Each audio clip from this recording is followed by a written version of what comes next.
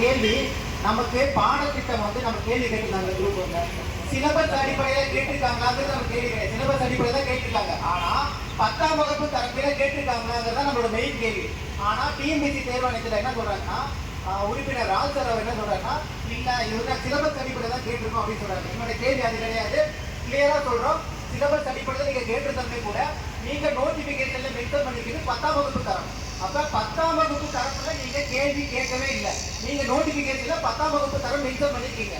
So ஒரு students வந்து படிக்க வராங்கன்னா ஒரு குரூப் 2 படிக்கலாமா, குரூப் 1 படிக்கலாமா, குரூப் 4 படிக்கலாமாங்கிறது அவன் பார்ப்பான். கேள்வி வந்து ஓகே 10ஆம் வகுப்பு தரம், ஓகே நம்ம வந்து குரூப் 4 தான் நம்ம போக முடியும். ஸோ அதனால நம்ம அந்த எக்ஸாம் அப்ளை பண்ணலாம். 100 ரூபாய் பணம் கட்டி ஒரு எக்ஸாம் அப்ளை பண்ணி எழுதுறான்.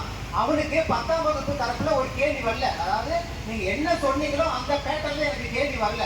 அப்ப நீங்க சொன்ன பேட்டர்ல கேள்வி வரலைன்னா திரும்ப என்ன பண்ணுவீங்க, அதுக்கு முன்னாடி ரீ எக்ஸாம் வைக்கணுமா இல்லையா? ஸோ நம்ம கேள்வி புரியுதா இல்லையா? 10ஆம் வகுப்பு தரப்புல நீங்க சொன்ன பேட்டர்ல கேள்வி வரல.